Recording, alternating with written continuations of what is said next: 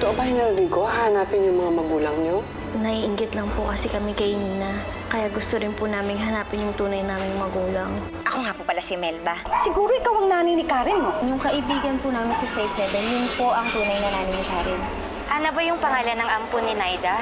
Opo, pero kayo po ba yung nanay ni Ana? Hindi ako yung kaibigan ko sa Safe Haven. Anak ka rin, Nina. Nanaginip po ako na may anak daw po ako. Panaginip lang yon. Why do you always make me decide ba? Gusto lang talaga kitang sundin. Ganun talaga ako magmahal ng babae. Angel? Angel? Sino Angel? Si Angel yung nagpapanggap kong pinsan! Ha? Inasan dyan? Wala naman ah. So, see you ulit bukas? Okay. Oo. Tinatapaw eh. Okay lang. May sundo ko sa Mang Delphine. May lakad kasi kami ni Mom. O sige, kita lang tayo bukas ah. I'll go ahead.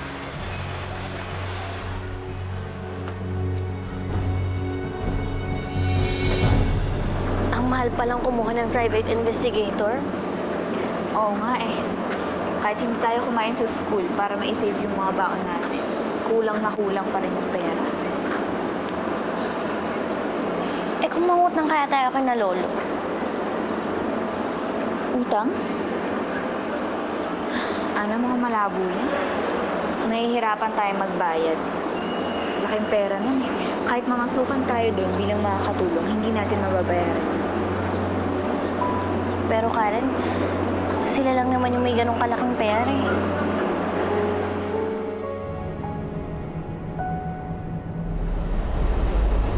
Kaya Delphine, Yes, ma'am. sundan niyo po yung pulang kotse kahit saan magpunta. Sige po.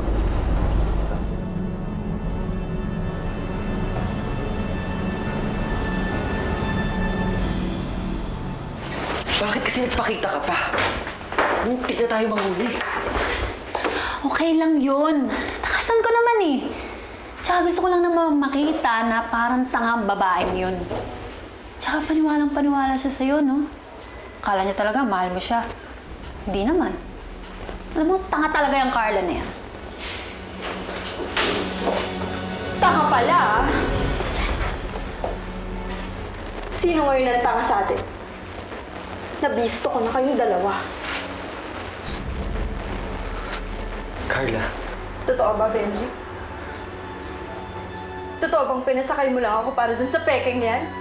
Carla, it's not what you think. Let me explain. Carla!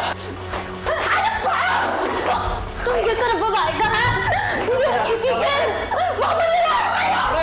Tama na! Saktan si Angel! And why not? How why not? Alam mo ba kung sino yan? Manluloko yan! Kayo mga manluloko kayo! Isa siyang fake! Ikaw, nahawa ka na sa pagiging fake niya. Nagpapagamit ka sa kanya. Nagpapagamit ka sa isang scammer! Hindi ako nagpapagamit! Ipinagihiganti ko lang ang girlfriend ko sa ginawa ng nanay mo! Ang galing niya rin, no? Pati talaga mami ko nadadamay niyo pa dito. Dahil siya talaga ang may atraso sa akin. Siyang gagantihan ko, Carla. At dahil anak ka, damay ka rin. Liar! Walang ginagawa sa iyo si Mami! Talaga? Bakit hindi mo siya tanungin? Tanungin mo ang magaling mong mami kung bakit ako naghihigante. Kung anong atraso niya sa akin. Sige, tanungin mo siya!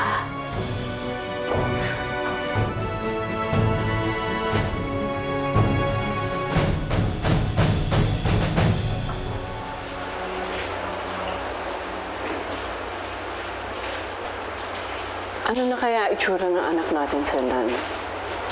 The last time we saw her nung debut niya. Gusto kong isipin na katulad pa rin siya ng dati. That night sa party. Maganda, mabait. You know what? I just had a wonderful idea. Bakit hindi tayo magpa-party para kanina? Party? Oo, why not? Ipakilala natin siya sa mga kaibigan natin. Ang tagal natin hinanap ang apo natin. Ngayon na andito siya. Dapat lang mag-celebrate tayo. Kung sa bagay, ang tagal na natin hindi nagpapaparty. Di ba? Oo. Puro kasi problema yung dinatnan natin dito sa Pilipinas eh. Di ba? Masaya yun. Makikilala nila finally kung sino ang tunay nating apo. At saka gusto ko, mas malaki yung party. Mas malaki kesa doon sa debut ni Maggie. Sige, sige. Ha? Sige. Pinigilan ko kayong dalawa, pero hindi kayo nakinig. Kaya yan. Alam na rin nung Carlang yun ang mga plano ninyo. Pero maganda na rin na nangyari yon para tumigil na kayo. Wala namang mapupuntahang mabuti ang paghihiganti. Hindi kami titigil, Ate Onay. Ano? Angel naman. Ngayon, kalmot lang nakuha mo. Paano bukas? Ha? Paano kapag nakaharap mo si Ruth Monteclaro na mismo? Tama na. Uuwi na tayo sa probinsya. Hindi pwede, Ate Onay. Alam kong mali ang ginagawa ko, pero punong-puno ako ng galit ngayon. Gusto kong tanggalin ang lahat ng pot na yun. Pero paano? Ito lang ang paraan, Ate. Angel, hindi ikaw yan. Hindi ka mamamatay tao. Isa kang simpleng babae sa probinsya. Mabait. Mapagmahal. Kaya huwag ka magpadala sa galit na yan. Pero paano, Ate Onay? Pinatay ang tatay ko sa harap ko. Nakita ko kung paano siya nasaktan. Nakita ko kung paano siya nahirapan. Nakita ko rin kung paano siya nalugatan ng hininga. Gabi-gabi napapanaginipan ko si tatay. At alam ko na gusto niyang ipaghiganti ko siya. Angel, hindi mawawala ang galit sa puso mo kung maghihiganti ka. Alam mo, mas lalo lang madadagdagan. At sisirain ka ng galit na yan. May mga bagay kasi na kailangan mo lang ipagpasa Diyos. Hindi ka masamang tao, Angel. Hindi. Kaya nga bago mangyari yun, uwi na kita sa atin.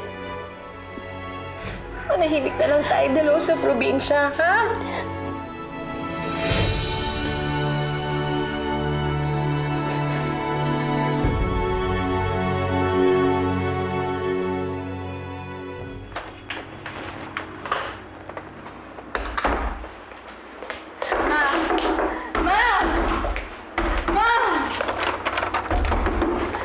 Carla! What's wrong? You tell me what's wrong, Ma. Anong ginawa mo kay Angel? Anong kasalanan mo sa kanya? Maano mo ba kumuha siyang ng lalaki para paibigin ako? And then drop me para masaktan ako? Mabuti na lang nahuli ko sila. At alam mo ba kung ano sabi niya? Na ginagawa niya yun para gumanti sa'yo! So tell me, Ma, anong kasalanan mo kay Angel? Nothing, Carla. At saka bakit ka ba naniniwala sa Angel na yon? Hindi ba manloloko nga yun? Pero, Mami, She said na obviously sinisiraan niya ako sa'yo at hindi ko alam kung bakit. Now tell me, Carla, saan mo siya nakita at saan siya nakatira? why do you wanna know? Kakausapin ko siya. Puputulin ko ang sungal niya.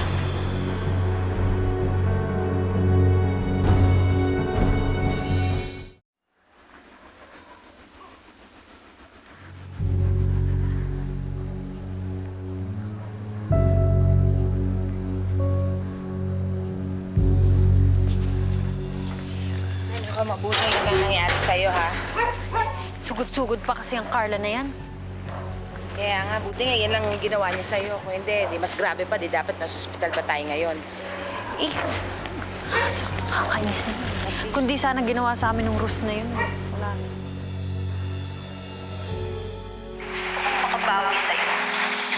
ginawa mo sa akin.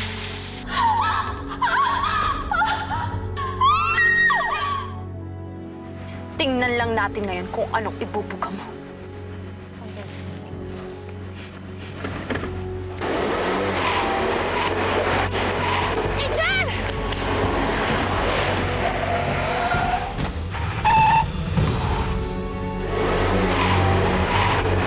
Ate Onay! Ate Onay! Ate Onay! Benji, si Ate Onay! Teka! Hoy! Bumalik ka! Benji! Benji! Si Ate Onay, dali natin sa ospital! Ate Onay! Tumayo ka po! Buhatin natin siya! Uy, dandan! Ate Onay, bangon ka! Kailangan na tumayo! Angel! Taas mo si Ate Onay! Si Ruth lang ang makakagawa nito, Ate Onay. Kaya mas kailangan ko siyang balikan. Kailangan ko siyang parusahan sa mga ginawa niya. Angel, ano ba? Ano pa pang kailangan kong gawin para matanggal sa pag-iisip mo yung paghihiganting yan? Pero Ate Onay, di mo nga yung ginawa niya sa'yo. Hindi ko lang nakikita, Angel. Nararamdaman ko pa. Ang sakit ng buong katawan ko. Pero alam mo kung anong naiisip ko? Na mas marami pa siyang pwedeng gawing malala sa akin.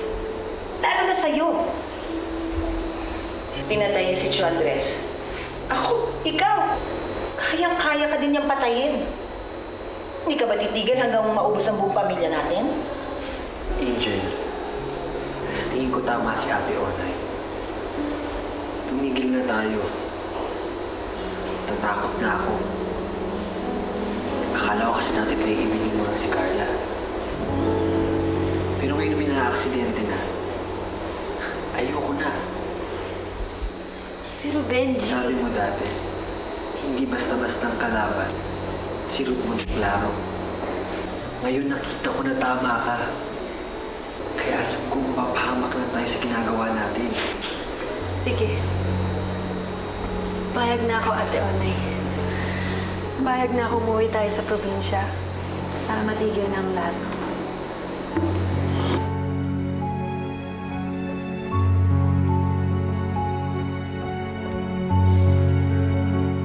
Buti naman. Pangako, magiging tahimik ang buhay natin sa probinsya. Walang manggugulo na isang Ruth Monteclaro.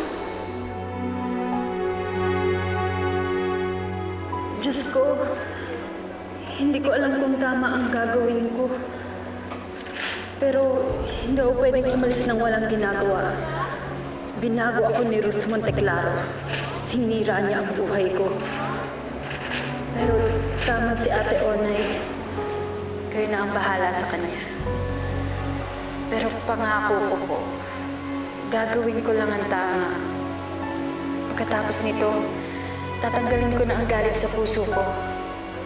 Babalik na ako sa dating Angel. Angel, halika na. Umuwi na tayo. Naayos pa tayo ng mga gamit. Sandali lang, Benji. May kailangan ako.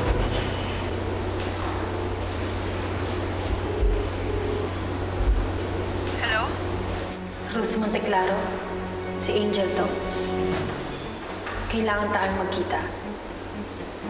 Kailangan na nating tapusin to. Nina, napag-usapan namin ng Lolo Sernan mo. Since nahanap ka na namin, magpapaparty kami para sa'yo. At ipakikilala ka bilang isang Monteclaro. Party? Yes. One big party. At i-invite namin lahat ng friends namin. Ipakikilala ka namin bilang anak ni Maggie, yung nawawala naming apo. And my dad. Papakilala niyo rin ba siya? I-announce niyo ba sa lahat na anak ako sa labas? Na may ibang pamilya yung daddy ko? At yung asawa niya, pamangkin niyo? Nina. Lola, kung gusto niya akong ipakilala sa lahat para meron silang pagtawanan o pagchismisan, it's up to you. Pero kung akong tatanungin niyo, ayoko.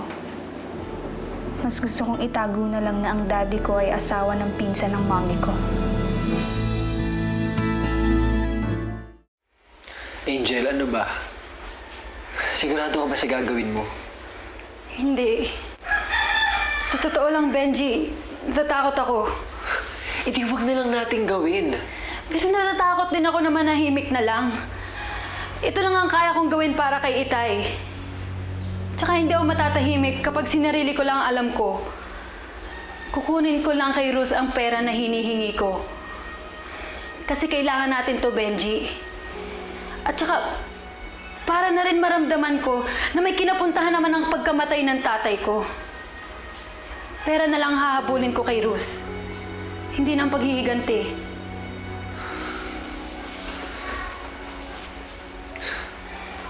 Mabuti. Kung babayaran ka lang ng Ruth na yun eh. Patapos kong makita yung ginawa niya kagabi kay Ate Onay, kayang-kaya niya tayong patayin. Benji, hindi ako papatayin ni Ruth. Hindi siya killer. Business-minded siya, kaya gagawin niya ang lahat para mawala ako sa landas niya. Ibibigay niya ang pera na hinihingi ko. Pero Angel! Benji, kaya kong kalimutan ang lahat. Kaya kong kalimutan na namatay si Itay. Kaya kong kalimutan na niloko namin ang Monte Claro. Pero bago ko gawin yon, kailangan ko munang harapin si Ruth. Ang lakas naman ng loob mo makipagkita sa akin. Babalik na ako ng probinsya. Kailangan ko ng perang ipinangako mo sa amin ni Itay. Pero hindi kayo sumunod sa usapan. Bakit kita babayaran? Para manahimik na ako. Hindi ako magsasalita. Hindi ko sasabihin kahit kanino ang sikreto mo. Pero bago ko gawin yun, babayaran mo ang katahimikan ko. Sige, babayaran kita. Pero bago yun, ikaw muna ang magbayad sa akin. Dahil sa perwisyong inabot ko sa'yo. Teka lang! Huwag kang magpapaputok! Wala naman ito sa usapan, di ba? Hindi na po kami magugulo, Ma'am Ruth. Kaya huwag niyo po kami patayin. At bakit ko kayo bubuhayin? Minsan mo na akong inulol, Angel. Kaya kaysa magpaggala-gala ka pa, mabuti nang tapusin na kita para mawala ng sakit ng ulo ko! Teka lang! Makinig ka muna sa amin! Itago mo na lang ang sikreto ko habang buhay, Angel. Dahil kahit sa impyerno, wala nang makikinig sa'yo. Parang awa mo na po, Ma'am Ruth. Huwag niyo po akong patayin. Ayoko pong magaya sa tatay ko na pagkatapos niyo na lang gamitin, papatayin niyo na lang. Dahil ganid ang tatay mo. Ang usapan namin, magpapanggap lang kayo bilang Brent at anak Karenina. Tapos, lalayo kayo, dala ang perang pinag-usapan namin. Pero inutusan niyo naman po ako na paalisin ng ibang anak Karenina sa bahay ng mga Monte Claro. Nagawa ko naman po yun, di ba, Ma'am Ruth? Tapos ano? Binaligtad mo ako, di ba? Sabi mo, ba't ka lalayo dala ang 12 million pesos kung kaya mo namang makuha ang buong kayamanan ng mga Monte Claro dahil ikaw ang tunay na apo? Ako ang nagpakahirap sa Monte Claro conglomerates, kaya ako dapat ang makinawag sa lahat ng yon! Ma'am Ruth, ang hinihingi ko lang naman po ay konting bayad. Again, ako ang dapat mong bayaran with your life! Tama na yan, Ruth.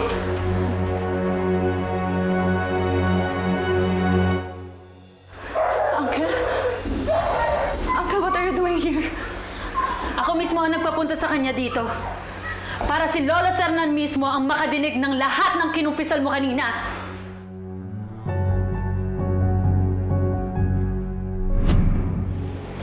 Hindi na kita papayagan pa makipagkita kayo ng Monte Claro. Hindi lang naman ako makikipagkita sa kanya, Benji. May ipapaharap ako sa kanya. Ang taong kailangan makaalam ng totoo. Sino? Uncle, let me explain. Wala ka nang dapat i-explain, Ruth. Narinig ko ang lahat. Ang pagkuha mo kay Brent, kay Angel, at ang pagpatay mo kay Brent. Lahat! Para makuha mo ang pera ko. Uncle, please. Please hear me out. I feel so betrayed, Ruth. Galit na galit ako sa ginawa mo. Uncle, pakinggan mo muna ako. Ahas ka!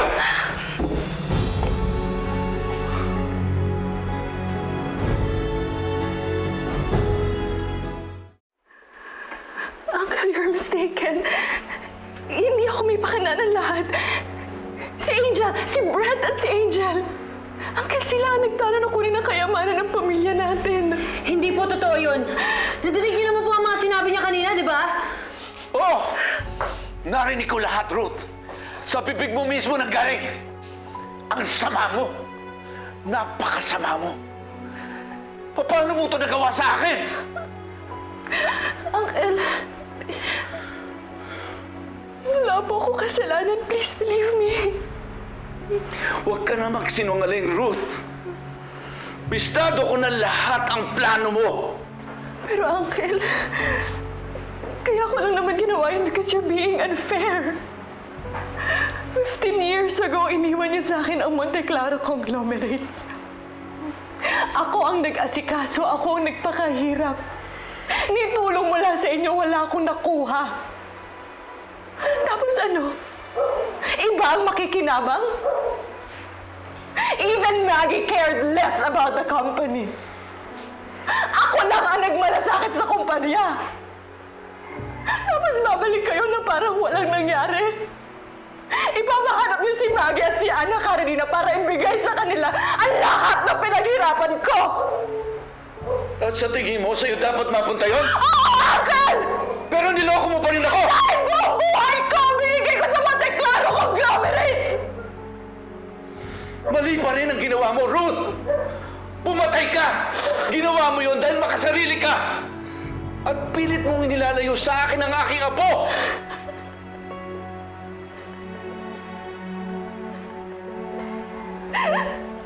Uncle, I'm so sorry. I'm so sorry, pero hindi ba fair kang tao? Justified naman po yung ginawa ko, di ba? Oh, fair nga ako, Ruth. Kaya sa tingin ko, dapat mong pagbayaran ang krimeng ginawa mo. Dapat kang makulong.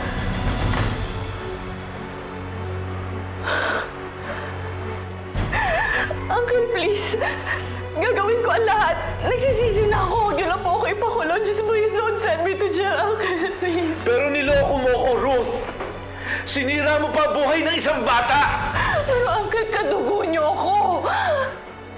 Ako na nagmamalasakit sa inyo ni Auntie. Kaya niyo ba ako ipakulong? Hindi, Ruth. Walang kapatawaran ang ginawa mo. Kaya hahayaan ko na lang batas ang magpataw ng parusa sa'yo. Uncle, please. Uncle, kaya mo ba ako makita sa balangguan? Ako na katugo mo. Ako na nagmamalasakit sa inyo ni Auntie. Hindi na magbabago isip ko, Ruth. Dapat inisip mo yan bago mo ginawa ang lahat. Lolo! Ayoko! Ayoko makulong! Ayoko makulong, Uncle. Kung ipapakulong mo ako. Ano? Sige. Babarilin mo ako? Papatayin mo ako? Sige! Patayin mo ako!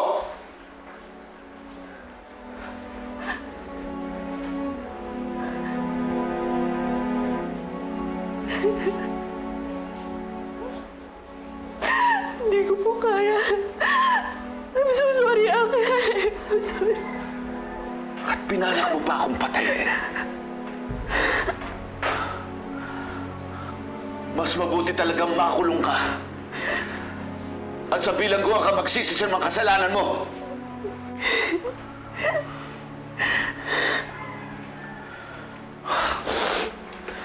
Uncle.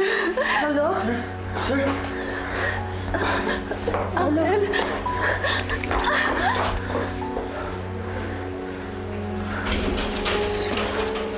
Uncle.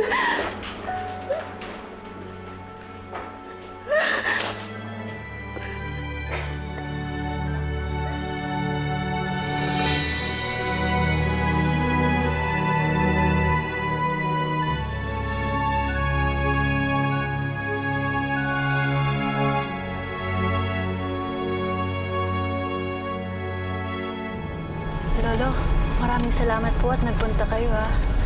Akala ko po kasi hindi na kayo dadating. Sorry po kung nalaman niyo po yung totoo. No, Angel. Panahon na siguro para malaman ko ang pinagkagawa ni Ruth. Hindi na niya ako mapapaikot ngayon. Pakiramdam ko po mabibigyan na ng hustisya ang ginawa sa tatay ko. Makakauwi na ako sa probinsya ng magaan ang loob sa wakas. Kasi alam kong magbabayad na si Ruth sa mga kasalanan ginawa niya.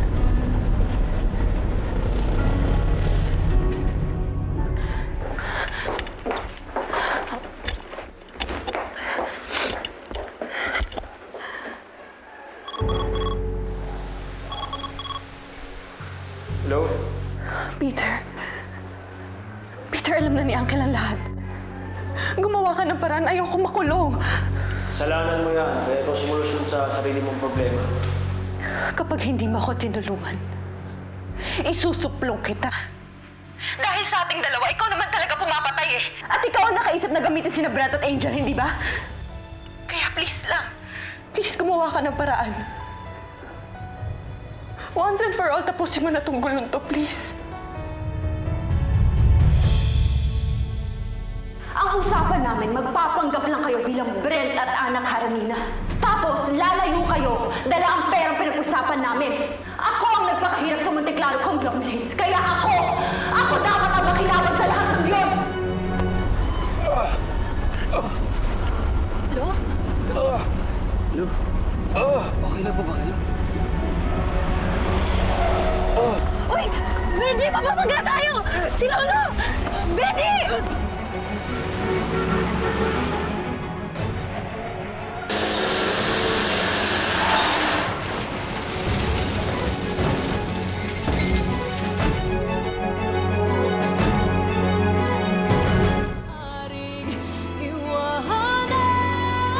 Pinamigay ba kayong dalawa? Opo. Bakit gusto niyo silang pahanap? Di ba dapat silang nagpapahanap sa inyo? Ali, sigurado ka ba talaga na ito yung lugar sa panaginip mo? Hindi nga ako makapaniwala na sa totoong buhay pala meron talagang safe haven. I hate you, Benji! Sino si Benji? Tsaka anong ginawa niya sa'yo? Stop asking, Dad. Si Mami ang kailangan ko. Siya lang naman talaga yung nakakaintindi sa akin eh. Nasaan po si Tito Abel? Nag-impake kagabi, umalis. May iniwan siya para sa'yo eh. Safe haven? Siguradong andito na ang susi sa mga pagkatao natin. Ayun yung office! Tara, puntahan natin! Oh, Alice, bakit? Anong problema? Parang may narinig akong pamilyar na boses eh.